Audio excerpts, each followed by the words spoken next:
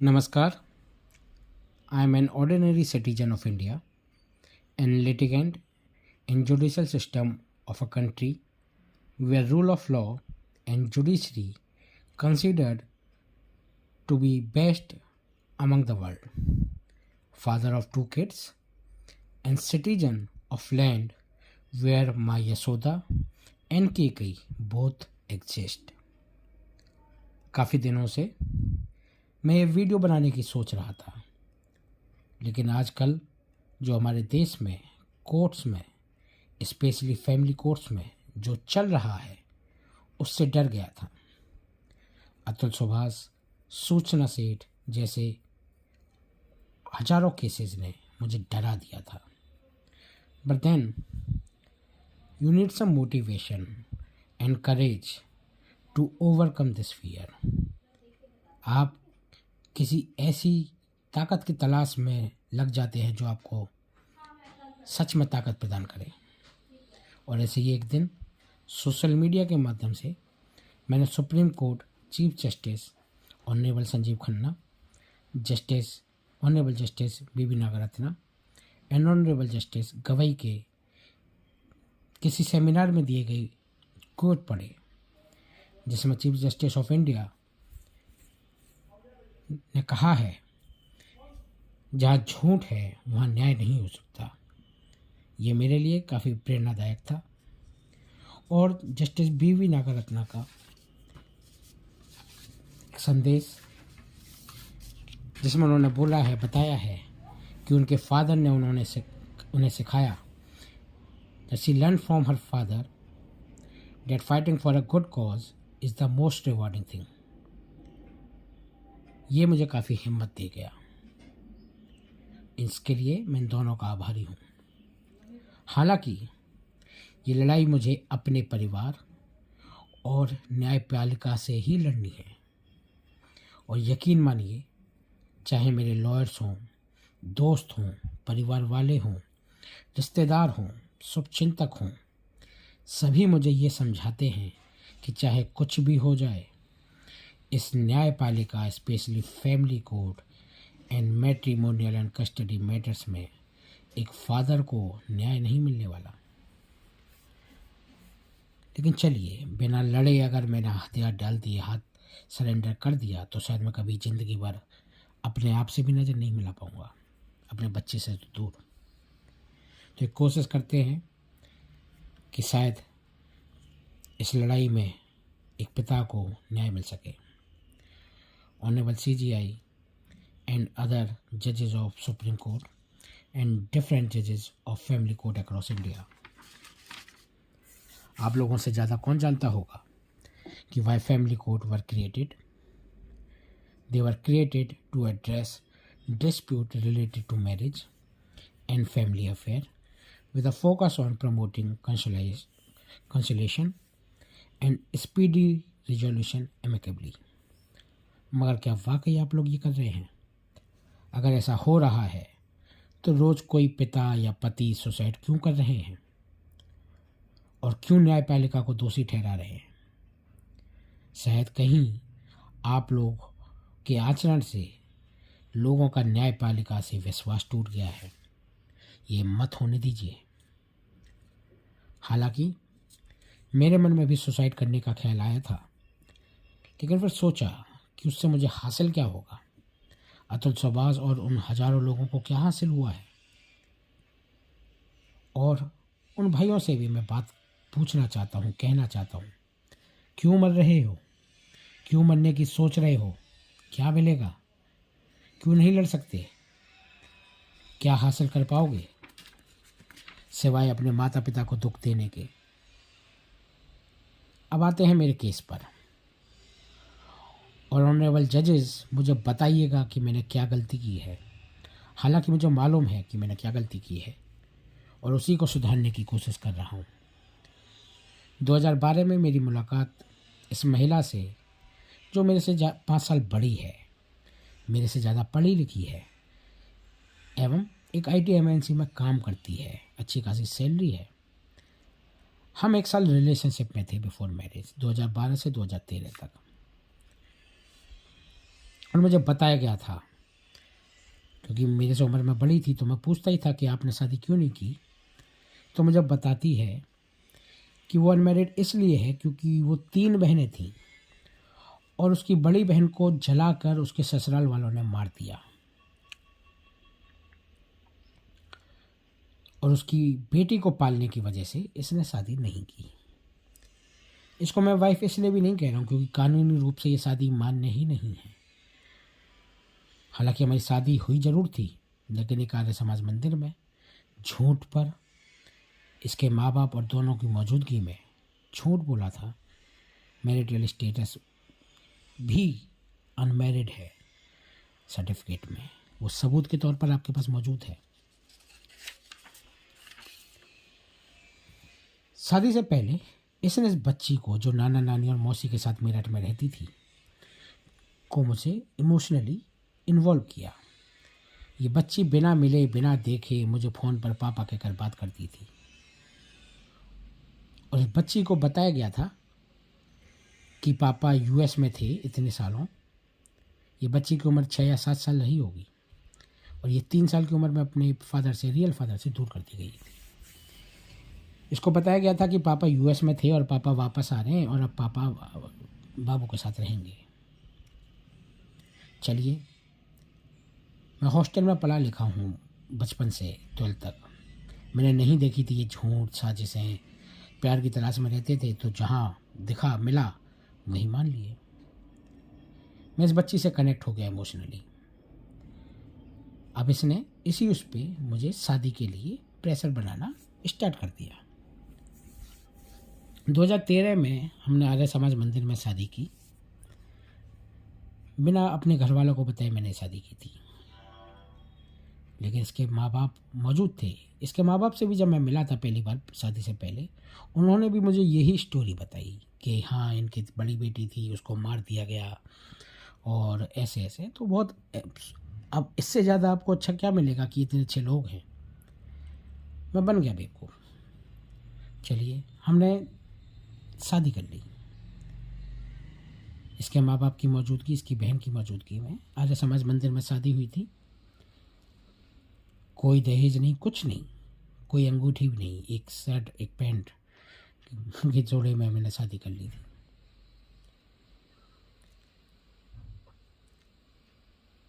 अब इसके माँ बाप और छोटी बहन को भी, जो मेरठ में रहते थे, मैं दिल्ली ले आया था शादी की शुरुआत में ही। मतलब शादी इसके माँ बाप को लाने के बाद मैंने विद इन अ मंथ की है। डे 1 से ये लोग मेरे साथ रह रहे थे, मेरे घर में रह रहे थे, मेरे पास भी रह रहे थे, मेरे घर में भी थे। बाद में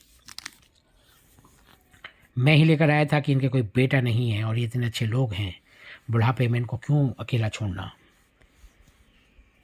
पैकर एंड मूवर भी मैं दिल्ली से लेकर गया था मेरठ, मैं ही पैक करा के लाया, सब कुछ मैंने किया था। फिर 2016 में हमारे बेटे का जन्म हुआ, और 2016 में ही मैंने अपनी शादी के बारे में मेरे परिवार को बता दिया। कब तक छुपाता, वो भी रिश्ते तय कर रहे थे। उनकी नज़र में तो मैं अनमैरिड था, पुणे में था, लेकिन सच तो यह है कि मैं यहाँ पे शादी कर चुका था और मेरा बेटा भी हो गया था। उसी नवंबर में नोटबंदी के दौरान मैंने इसकी छोटी बहन की शादी करवाई। 2013 से 2021 सितंबर तक हम एक खुशहाल परिवार की तरह ज़िंदगी जी रहे थे, जिसमें 2 बच्चे, सास ससुर, ये और मैं थे। कई तीर्थ स्थान भी गया, सब एक जो परिवार में होता है, खुशहाल परिवार में, वही हो रहा था। इस बीच इसके पिता दिवंगत उमेश चंद शर्मा के 2 बार ऑपरेशन भी करवाया हूँ। कभी किसी चीज़ की कमी नहीं रहने दिया, एक पैसे की मदद नहीं ली। 2020 कोविड में इसके पिताजी का स्वर्गवास हुआ। मैंने ही लॉकडाउन में उनका ऑपरेशन भी हुआ था, प्रोस्टेट कैंसर का। उसी दौरान इनकी मृत्यु हो गई, अस्पताल में हुई, बाकायदा सब कुछ, पोस्टमार्टम सब कुछ है। लॉकडाउन में ही मैंने उनके क्रियाक्रम, 13वीं, शांति यज्ञ सब कुछ करवाया। वो मेरी जिम्मेदारी नहीं थे, मेरे फ़र्ज थे। इन 7 सालों में मैं एक बेहतरीन पति, पिता, दामाद और जीजा था। मेरी सास मेरे पैर छूने का नाटक कर रही थी कि आपने तो बेटे से ज़्यादा बढ़ के किया है। अड़ोसी पड़ोसी सब सबूत है, इसके परिवार वाले, चाचा चचेरे, मामा, ये सब मौजूद थे। सबको मालूम था कि मैंने ही किया है। इसके पूरे परिवार को पाला हूँ, रिश्तेदारों को, मैनेजर, इसकी मैनेजर के पिता के लिए ऑक्सीजन सिलेंडर अरेंज करवाया था सेकंड कोविड में। अपने कलीग को मेरे से पैसे दिलवाती थी झूठ बोलकर कि उनके यहाँ सीरियसली पैसे की ज़रूरत है, they are into financial crisis due to COVID, they need money, और I used to help them. चलिए, इस बीच हमने सारे त्यौहार, जन्मदिन, सास ससुर के, साली के, सबके जन्मदिन, बेटे के, सबके जन्मदिन शानदार तरीके से मनाते थे। मेरे दोनों बच्चे का हर जन्मदिन मैंने वृंदावन में पहले दान करके, भंडारा करके, और शाम को दिल्ली में मैं मनाता था। सब कुछ फ़ोटोज़ में, वीडियोज़ में अवेलेबल है, सब कुछ जो हमने कोर्ट में लगाए भी हैं। फिर 2021 के दूसरे लॉकडाउन में मेरे बड़े भाई, जो नज़दीकी मेरे माता पिता, 3 बेटियों और भाभी के साथ रहते थे, किडनी की बीमारी से डायग्नोस्ड हुए और अंत में 2023 में उनका निधन हो गया। इस दौरान 2021 के मध्य में, somewhere around July, my eldest niece who was preparing for NEET exam, मैं उसको अपने घर ले आया था ताकि वो अच्छे से एग्ज़ाम की तैयारी कर सके।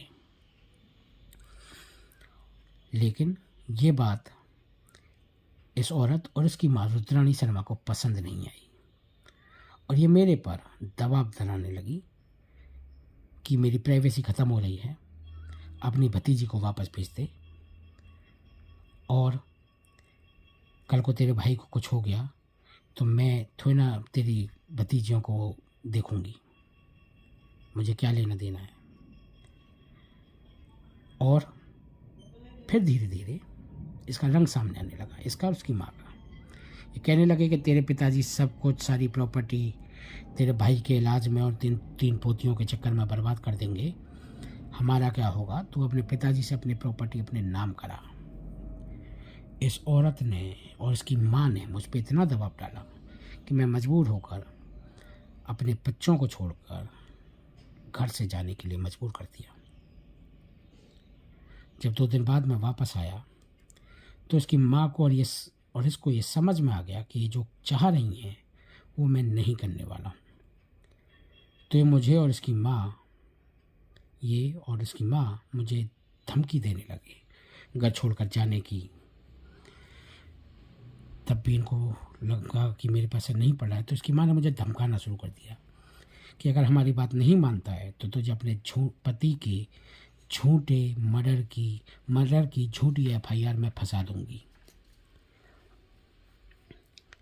वो आदमी हॉस्पिटल में एक्सपायर हुए हैं, पोस्टमार्टम हुआ है।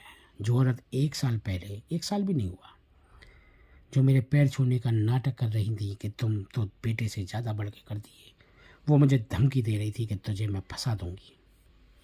चलिए, इन्होंने मुझे धमकी दी कि या तो अपने परिवार को चुन, अपने माँ बाप को चुन, भाई को चुन, या हमें चुन, और जो हम कह रहे हैं वो कर, वरना हम घर छोड़ देंगे। चलिए, ये पॉसिबल नहीं था। मैंने सोचा कि शायद इसको अकल आ जाएगी ये क्या कर रही है, लेकिन ये नहीं मानी और ये अंत में 15 सितंबर 2021 को घर का सारा सामान लेकर चली गई। खूब समझाया था, लगातार समझाया था कि गलत कर रही है, कुछ नहीं मिलेगा, लेकिन ये नहीं मानी और अंत में 15 सितंबर को चली गई। मैंने इसको अपना बच्चा खुद दिया था क्योंकि इसने मुझे प्रॉमिस किया था कि मैं तेरे से मिलने से नहीं रोकूंगी, लेकिन मैं तेरे साथ अब नहीं रहूँगी। चलिए, घर का डस्टबिन तक लेके गई है सर, 4 BHK फ्लैट में से सारा फर्नीचर। चलिए, अब मैं 2 महीने तक, क्योंकि सब कुछ रजामंदी से था, 2 महीने तक, नवंबर 2021 तक, ये सितंबर को गई है 15 सितंबर को, और 2021 नवंबर तक मैं नॉर्मली अपने बच्चे से मिलता रहता था। बच्चे को घुमाने भी ले जाता था, दशहरे में भी, रामलीला में भी, मॉल में भी, हर जगह। बच्चा ऑफिस में रहता था। वो सारे वीडियोस मैंने आपको लगाए हुए थे, सारे कुछ सबूत सब कुछ है। चलिए, अचानक से 2 महीने बाद एक पुलिस वाला मेरे पास आता है और वो मुझे बताता है कि आपके खिलाफ आपकी बीवी ने कंप्लेन दर्ज कराई है, और उस कंप्लेन में लिखा है कि 19 सितंबर 2021 को कंप्लेन दर्ज कराई है, जो कि 4 दिन बाद हुई है इसके घर छोड़ के जाने के बाद। ये 15 सितंबर को गई थी। उसमें इसने लिखा है कि इसके साथ मारपीट, घरेलू हिंसा, और 18 सितंबर को ये सब हुआ है। और जिस बेटी को मैंने अपनी बच्ची की तरह पाला, अपना नाम दिया, और ऐसे पाला कि दुनिया का तो दूर, इस बच्ची को भी नहीं पता चला कि मैं इसका फादर नहीं हूँ। मैंने इस औरत के साथ दुर्व्यवहार, उसकी बेटी के कपड़े फाड़ने की कोशिश की। ये आरोप इसने मेरे पर लगा दिए। क्या मुझे कोई जज साहब समझा सकते हैं कि जो औरत 15 सितंबर को घर छोड़ के जा चुकी है, उसके साथ 18 सितंबर को ये कैसे हो गया? 3 दिन बाद सपने में आया था। ये सब मौजूद है, लेकिन इसको नज़रअंदाज करते हैं, पढ़ते ही नहीं है। जो औरत कह देती है वही मानते हैं। चलिए, अब जब ये कंप्लेन का मुझे पता लगा, ये पुलिस वाले के थ्रू, तो अचानक से इसने अपना नंबर बंद करके मुझे ब्लॉक कर दिया और मेरे बच्चों से मेरे संपर्क तोड़ दिए। अब मेरे पास क्या ऑप्शन बचा? मैंने कानून का सहारा लिया और फैमिली कोर्ट में अर्जी लगाई, जब 22 तरीके से मुझे लॉकडाउन के नाम पर वर्चुअली रिस्ट्रिक्ट कर दिया। किसी नोटिस का जवाब नहीं दी थी कोर्ट में, कोर्ट आती ही नहीं थी। इसके वकील आए थे और उन्होंने बताया कि ये तो खुद ही इस लेडी से कांटेक्ट नहीं कर पा रहे, वो she is not responding to their calls. तो जज साहब ने सिर्फ प्रेजम्पशन पर आदेश पास किया, लॉकडाउन के नाम पर मुझे वर्चुअली रिस्ट्रिक्ट कर दिया कि मैं वेडनेसडे एंड संडे के दिन 6 to 7 PM अपने बच्चों से वीडियो कॉल पे बात कर लूँ। चलिए, क्या कोई आधार था, कोई बेस था? जो औरत कानून को मान भी नहीं रही है, आपने तो उसकी बिना कुछ कहे, बल्कि वो आ ही नहीं रही है, आपने जो ऑर्डर एक्सपार्टी होना चाहिए था वो मेरे अगेंस्ट में कर दिया। चलिए, कोई रीज़न रहा होगा, आई डोंट नो। चलिए, इस आदेश को भी ये औरत नहीं मानती है। हम कंटेम्प्ट एप्लीकेशन लगाते हैं, उसका भी जवाब नहीं देती है। फिर कोर्ट द्वारा ही, सेम कोर्ट द्वारा ही बेलेबल वारंट इशू किए जाते हैं, लेकिन अपना आदेश लागू नहीं करवा पाए। कहते हैं कि हम क्या कर सकते हैं अगर वो आदेश नहीं मानेंगे तो। वाह। फिर इन्हीं जज साहब ने मेरी शायद रोना देख के शायद इनको तरस आ गया, इन्होंने मुझे सलाह दी कि आप कस्टडी का केस करिए, मैं आपको बच्चा दूंगा। अब अचानक से जब हम केस फाइल करते हैं, जज साहब का ट्रांसफ़र हो गया और ये केस नए और वर्तमान प्रिंसिपल जज साहब के पास आ गया। और पहली हियरिंग पर कस्टडी के केस, गार्जियन कस्टडी के केस में, ये लेडी एक प्राइवेट साइकेट्रिक का बनाया हुआ सर्टिफिकेट लेकर आती है, जो सर्टिफिकेट कोर्ट के आदेश पे नहीं बना है। कोर्ट के आदेशों के बावजूद जब इसने कंटेम्प्ट करे तो अपने को सेव करने के लिए इसने एक साइकेट्रिक का सर्टिफिकेट कोर्ट में लगाया, प्राइवेट साइकेट्रिक का। वो कोर्ट ने आदेश नहीं किया था। जो कोर्ट के आदेश, जब कंटेम्प्ट के इसके अगेंस्ट में BW हुए हैं या कोर्ट का आदेश आया है, उसके 2 दिन बाद इसने बनवाया, जबकि उस टाइम थर्ड कोरोना की की वजह से प्रिकॉशंसली लॉकडाउन, आंशिक रूप से लॉकडाउन कर दिया गया था।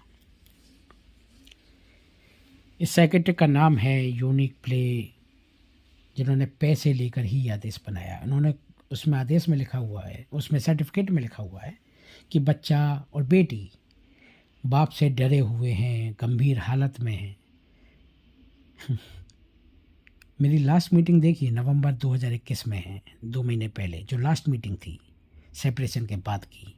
बच्चा मेरे साथ खेल रहा है।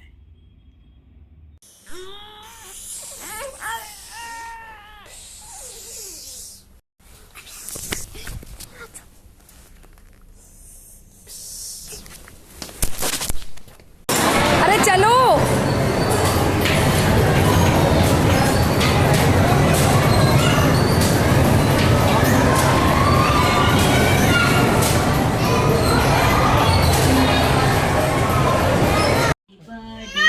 नहीं, मैं कैसे नहीं किया, मैं कैसे नहीं किया। सीधे खड़े रहो। मैंने पहले बोला शायद रुक के नहीं फोटो खिंचानी है। अकेले अच्छे लग रहे बड़े ऐसी। बच्चा और मैं, हम खेल रहे हैं, तो इन्होंने जरूरी नहीं समझा कि एक बार मैं बाप से मिल लूँ। ये बस पैसे लिए और बना दिया। मैं नाम रिवील करूँगा इस साइकेट्रिक का। चलिए, लेकिन जज साहब ने, फैमिली कोर्ट जज साहब ने, प्रिंसिपल जज साहब ने उस सर्टिफिकेट को मान लिया और हमारे ऑब्जेक्शन पर भी जज साहब ने कमेंट पास किया कि अगर सर्टिफिकेट झूठा है तो आप भी बनवा लो। वाकई क्या मुझे अपने बच्चे का झूठा सर्टिफिकेट बनवाने के लिए कहा जा रहा है? जज साहब, क्या आपने खुद कोर्ट द्वारा जांच करना नहीं चाहिए था? क्या आपको कोर्ट की साइकेट्रिक डिपार्टमेंट या काउंसलर से बच्चे को नहीं मिलवाना चाहिए था? आपने एक प्राइवेट साइकेट्रिक के सर्टिफिकेट को मान लिया। आज तक 4 वर्षों में भी आपने कंटेम्प्ट एप्लीकेशन पर कोई सुनवाई नहीं की है, जो कि आपको करनी चाहिए थी। फिर आपने एक इंटरिम एप्लीकेशन के दौरान, मैं लगातार अपने बच्चे की कस्टडी मांग रहा हूँ, विजिटिंग राइट को प्रॉपर करने के मांग रहा हूँ। मुझे कोर्ट से एक एप्लीकेशन के दौरान मुझे कोर्ट से पता चलता है कि मेरा बच्चा आईसीयू में एडमिट है।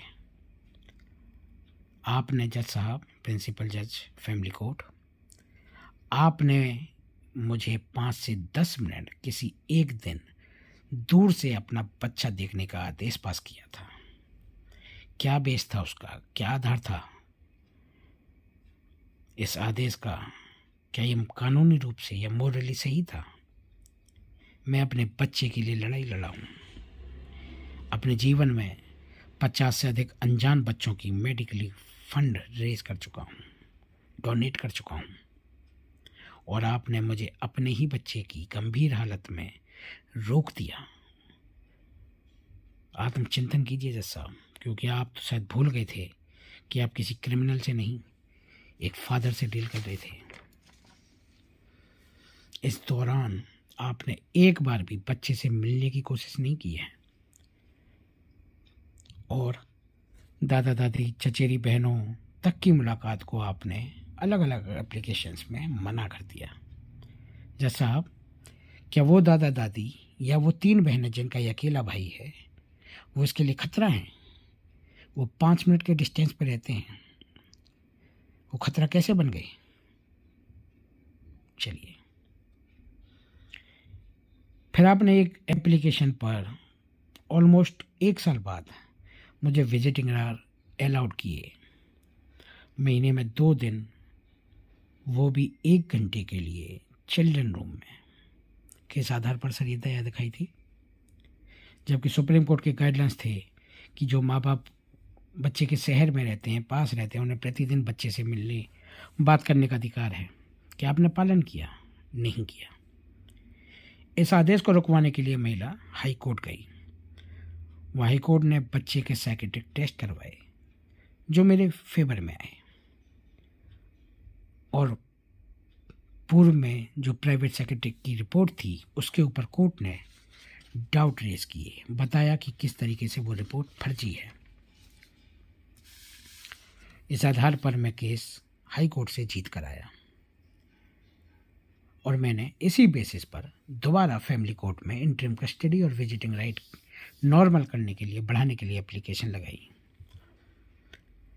मगर जज साहब, ना तो आपने हाई कोर्ट के आदेश माने, ना लागू करवाए, और अचानक से 2 सालों में आपने कोशिश नहीं की बच्चे से बात करने की। अचानक से जब हाई कोर्ट ने लिखित में लिख दिया है कि बच्चा ट्यूटर्ड है और पहली रिपोर्ट जो फर्जी बनवाई गई थी, आपने अचानक से बच्चे को बुलाया, उसको डराया, धमकाया।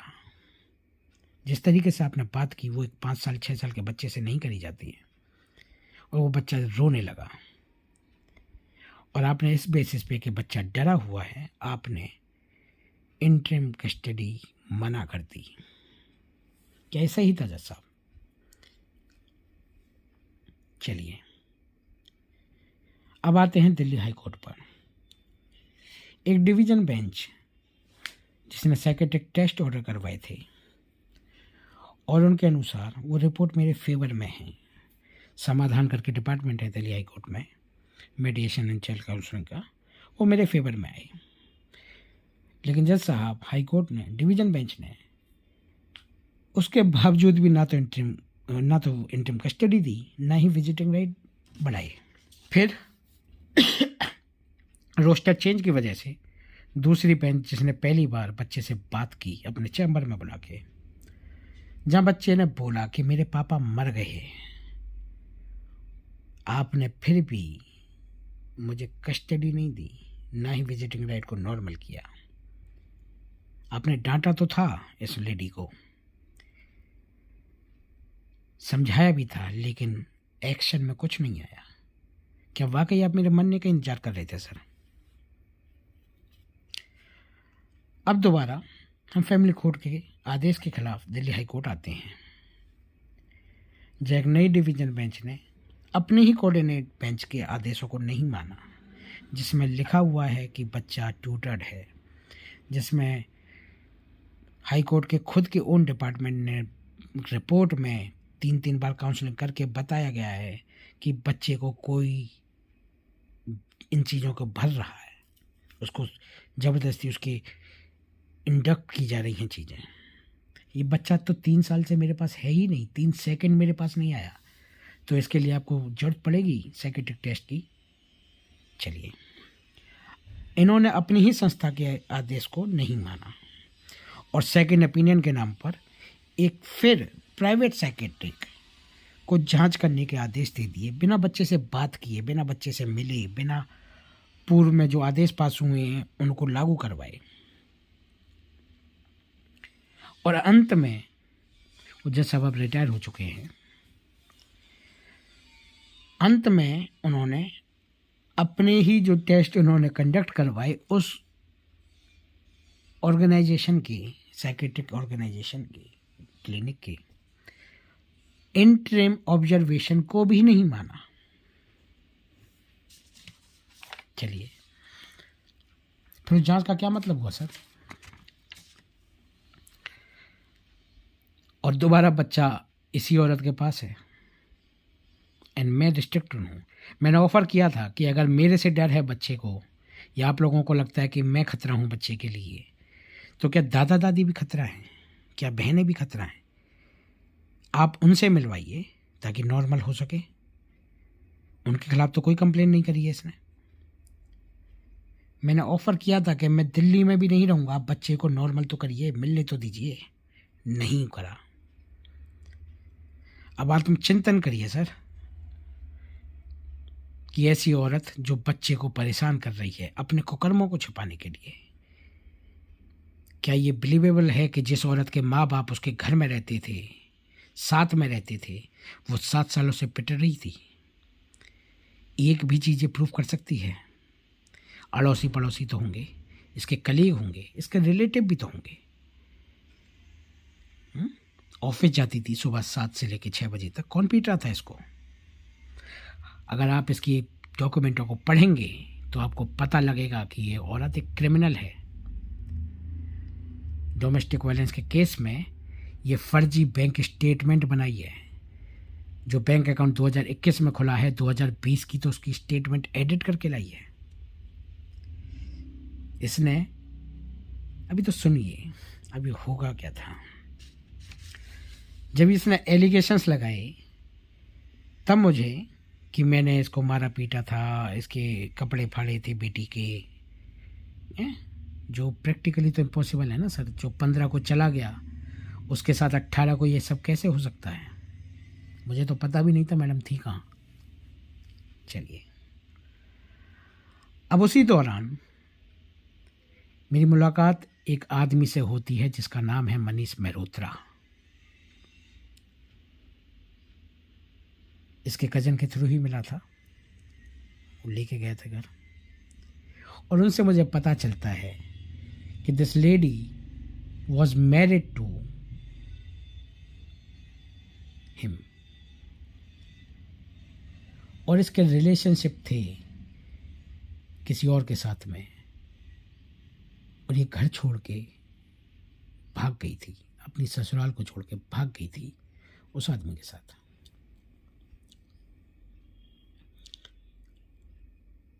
मोमडन थे, रिजवान नाम था उस आदमी का। जिस घर में इसकी शादी हुई थी वो एक रिटायर्ड आर्मी स्कूल प्रिंसिपल का परिवार था, इकलौता बेटा था उनका, उससे इसकी शादी हुई थी 19 साल की एज में। 19 की थी ये जब इसकी शादी हुई थी, और ये भाग गई थी क्योंकि इसका रिलेशनशिप था। वो होता है ना कि उस यूपी के उस पार्ट में, मेरठ में, कि जल्द अपनी इज्जत बचाने के लिए शादी कर दी जाती है लड़कियों की, यही था। चलिए, अब जिसके साथ गई थी उसने भी शादी तो करनी नहीं थी, छोड़ दिया था, तो ये वापस आई और उनके जो इन लॉज थे उनको धमकी देने लगी कि या तो मुझे रखिए या केस करूँगी। तो इसने उन पर केस किए, फिर म्यूचुअली इसका जो भी हुआ होगा या नहीं हुआ होगा। मुझे तो ये अपने आप को अनमैरिड बताई थी। जो बहन इसके, सो कॉल्ड बहन इसके अकॉर्डिंगली, इसके माँ बाप के अकॉर्डिंगली थे, जिसकी बेटी को ये पाल रही थी, वो बहन तो एग्जिस्ट ही नहीं करती थी ही नहीं। वो 2 बहनें थीं। समझ में आ रहा है कि क्रिमिनल है, पूरी फैमिली ही क्रिमिनल है। और ये मेरे घर में रहते थे मेरे साथ सारे टाइम। समझ में आया कि इसने क्यों साइकेट्रिक रिपोर्ट बनवाई है जो फर्जी थी। क्या आपने आज तक मेरी बच्चों के साथ सेपरेशन के बाद भी 2 महीने बाद तक की वीडियोस देखी हैं? पहले की देखी हैं? नहीं देखी। बस खेल खेला। एक प्राइवेट साइकेट्रिक यूनिक प्ले नाम से इसका ऑर्गेनाइजेशन वो है, क्लिनिक है, रिलीज़ करूँगा उसका नाम। लेकिन आप न्याय तो नहीं कर रहे हैं, कहीं भी इसमें न्याय नहीं है। बस इसमें बच्चे को टॉर्चर कर रहे हैं। एक ऐसी औरत जो बच्चे का इस्तेमाल कर रही है, लगातार उसको सिखा रही है, लगातार उसके मन में हेट्रेड भर रही है। एक औरत जो अपनी ही बेटी के नाम से मुझे फंसाने की कोशिश कर रही है, उस फादर को जिसने उस बच्ची को पाला हो। किसी को नहीं पता था पूरे उसमें अड़ोस पड़ोस में या जानकारी में कि ये बच्ची मेरी नहीं है। डॉक्यूमेंट पर भी मेरा नाम है, इसने चेंज करवाया था। इसके अकॉर्डिंगली तो मैं 7 साल से अपनी बेटी को मोलेस्ट कर रहा हूँ। फिर मैं वो बच्ची के रिजल्ट देखिए, जूनियर क्लासेस से 11 तक वो मेरे साथ थी, 10 तक मेरे साथ थी।